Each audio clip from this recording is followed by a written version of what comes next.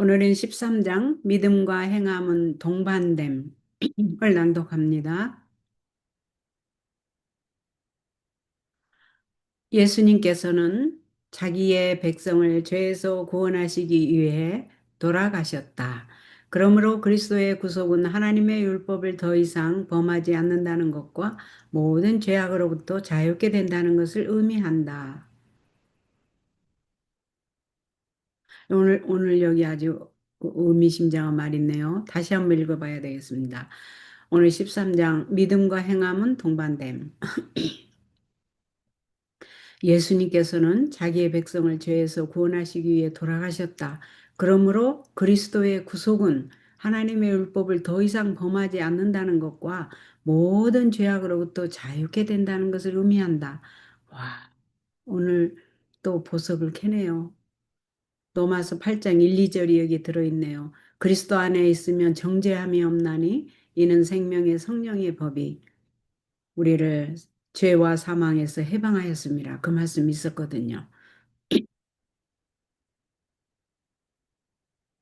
따라서 잠깐,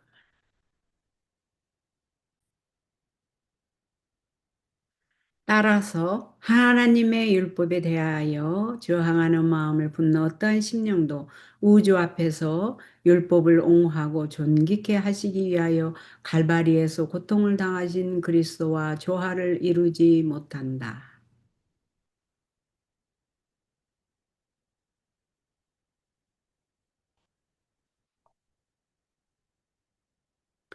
거룩함을 당연히 가진 것으로 주장하는 자들은 율법의 빛 가운데서 그들 스스로로 보지 않는다는 것을 그것으로서 증명하고 있다.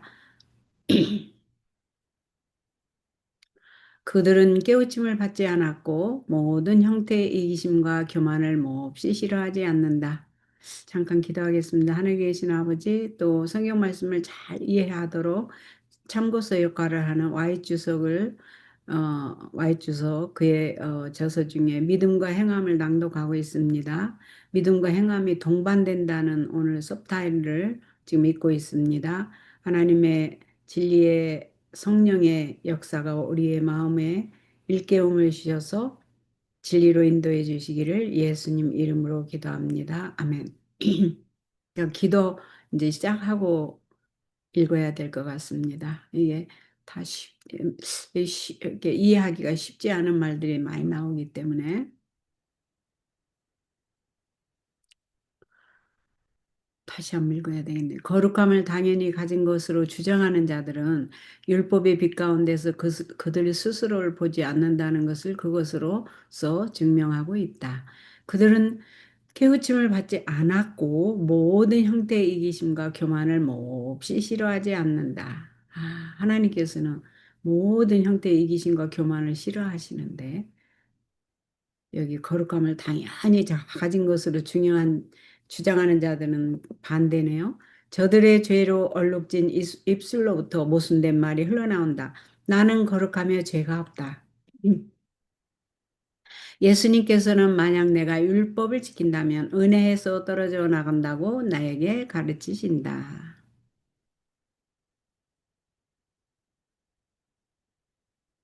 율법은 속박하는 멍에이다. 그러나 주님께서는 그의 계명을 지키는 자는 복이 있으니.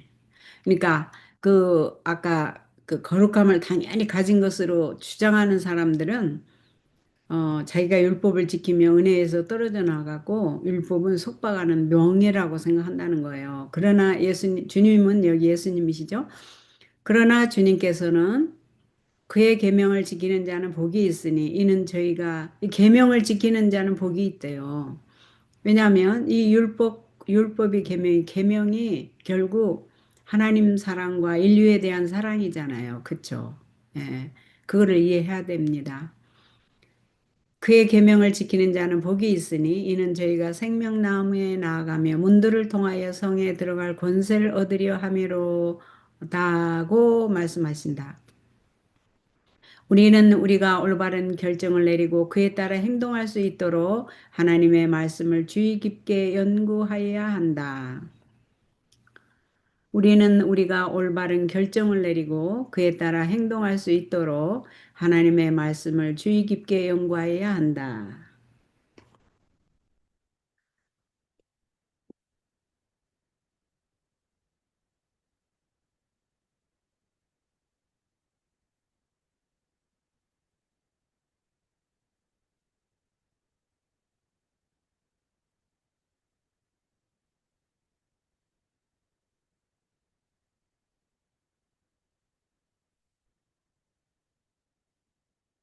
중요한 것을 좀 적었습니다.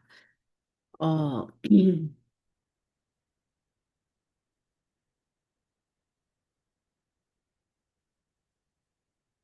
우리는 우리가 올바른 결정을 내리고 그에 따라 행동할 수 있도록 하나님의 말씀을 주의 깊게 연구해야 한답니다. 그때 우리는 그 말씀에 순종하게 되며 하나님의 거룩한 율법과 조화를 이루게 될 것이기 때문이다.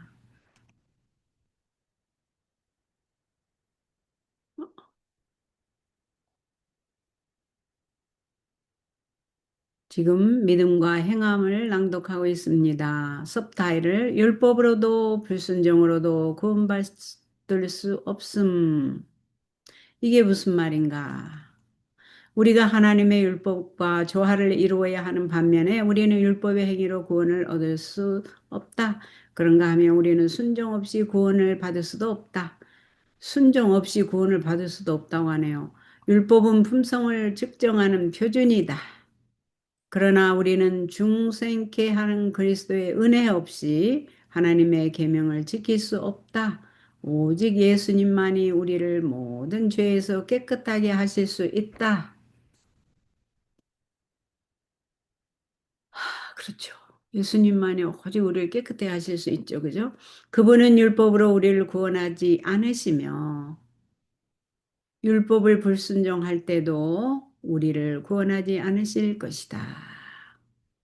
이게 또 무슨 말인가? 더 읽어보겠습니다.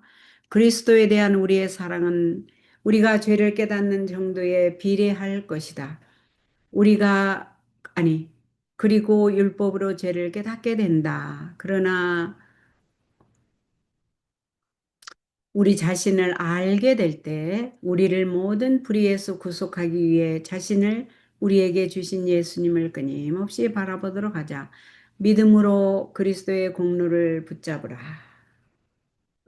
그러면 영혼을 깨끗게 하는 보혈이 우리에게 적용될 것이다. 우리가 노출되어 있는 죄악과 위험을 분명히 이해하면 할수록 우리는 그리스도를 통한 구원을 더욱더 감사하게 될 것이다. 그리스도의 복음은 율법을 어길 수 있는 자격증을 사람에게 주지 않는다. 왜냐하면 율법을 어김으로 이 세상에 불행의 수문이 열렸기 때문이다. 아담의 시대와 마찬가지로 죄는 오늘날도 똑같이 악성이다. 복음은 하나님의 율법을 아무런 뉘우침 없이 범하는 어떤 사람들에게도 하나님의 은총을 주겠다고 약속하지 않는다. 인간의 마음의 타락, 범죄의 형벌, 죄의 파멸은 그리스도께서 우리에게 피할 길을 열어주신 십자가를 통하여 모두 분명해졌다. 잠깐 여기로 속임수로 오늘 지금 믿음과 행함이 동반된다는 것을 지금 읽고 있는데요. 이것도 세 단락밖에 안 되네요. 그냥 다 읽어야 될 것 같아요. 많으면은 이걸 1편, 2편으로 나눠야 되는데 세 편밖에 안 되기 때문에 그냥 읽겠습니다. 속임수로 가득 찬 교리. 이게 또 무슨 말인가? 독서는 이 시대의 위험이다.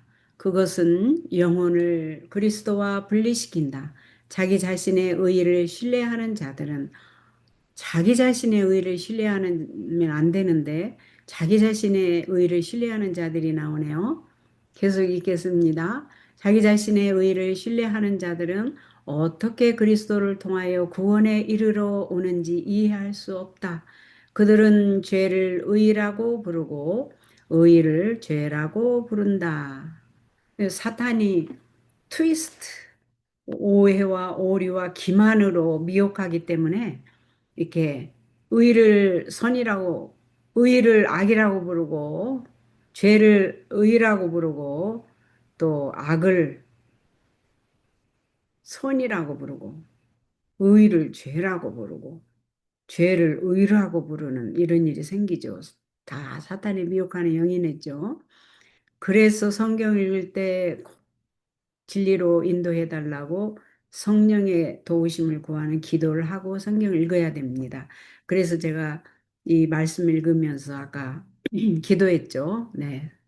그들은 하나님의 도덕적 표준을 존중하지 않기 때문에 범법의 악을 깨닫지 못하고 율법의 두려움을 이해하지 못한다.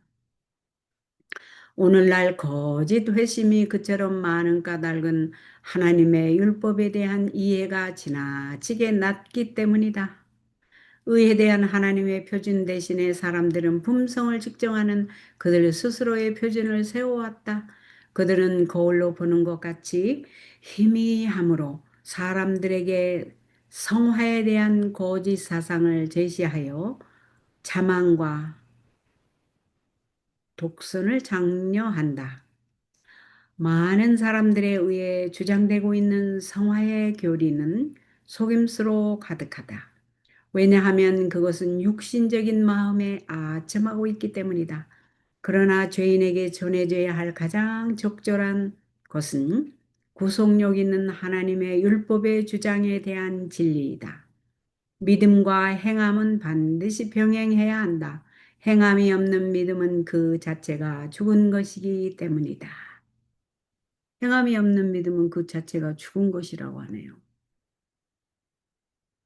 근데 율법을 지키지 않아도 된다고 하는 것이 바로 행함이 없는 믿음이죠. 그죠? 아, 나는 믿습니다. 그러나 하나님의 계명은 안 지켜도 됩니다. 이건 아주 굉장한 속임수죠. 큰 속임수죠. 사탄이 그렇게 미혹을 하죠. 오늘날에 아마 현 시대의 가장 큰 사단의 미혹이 하나님의 말씀, 하나님의 계명, 하나님의 율법을 지킬 필요가 없다. 우리는 믿으면 된다. 그 기별이 그런 영의 속삭임이 사탄의 미혹하는 영입니다. 교리의 시금석. 선지자는 우리가 모든 교리를 시험해 볼 수 있는 하나의 진리를 선언한다. 그는 마땅히 율법과 증거의 말씀을 쫓을지니 그들의 말하는 바가 이 말씀에 맞지 아니하면 그들이 정령이 아침빛을 보지 못한다고 말한다. 비록 오류가 이 세상에 편만에 있을지라도 사람들이 속임수 가운데 빠져 있어야 할 아무런 이유가 없다. 진리는 분명하다. 그러므로 그것이 오리와 대조를 이루고 있을 때는 그 특성이 식별될 수 있다. 하나님의 은혜의 백성들은 모두 그들에게 요구되는 바가 무엇인지 이해할 수가 있다. 믿음으로 우리는 우리의 생애를 의의 표준에 일치시킬 수 있다. 우리가 그리스도의 의를 우리 스스로에게 충당할 수 있기 때문이다.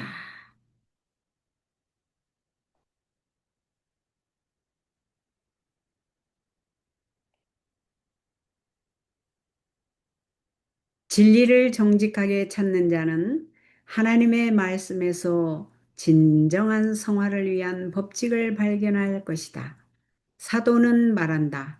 그러므로 이제 그리스도 예수 안에 있는 자에게는 결코 정죄함이 없나니 이는 그리스도 예수 안에 있는 생명의 성령의 법이 죄와 사망의 법에서 너를 해방하였습니다. 로마서 8장 1절 2절의 말씀이 나왔네요. 율법이 육신으로 말미암아 연약하여 할 수 없는 그것을 하나님은 하시나니 곧 죄를 인하여 자기 아들을 죄 있는 육신의 모양으로 보내어 육신의 죄를 정하사 육신을 쫓지 않고 그 영을 쫓아 행하는 우리에게 율법의 요구를 이루어지게 하려 하심이니라.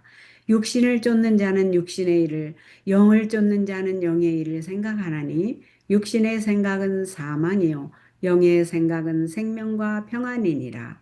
육신의 생각은 하나님과 원수가 되나니 이는 하나님의 법에 굴복지 아니할 뿐 아니라 할 수도 없습니다. 육신에 있는 자들은 하나님을 기쁘시게 할 수 없느니라. 만일 너희 속에 하나님의 영이 거하시면 너희가 육신에 있지 않고 영에 있나니 누구든지 그리스도의 영이 없으면 그리스도의 사람이 아니니라. 아니라.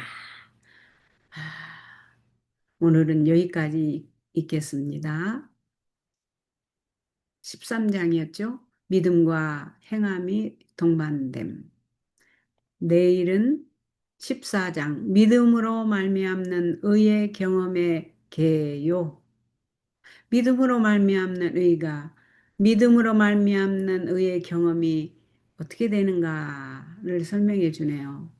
오늘은 13장 믿음과 행함이 동반됨. 믿음과 행함이 따로 분리될 수 없다는 말을 배웠습니다. 오늘 여기까지 하겠습니다.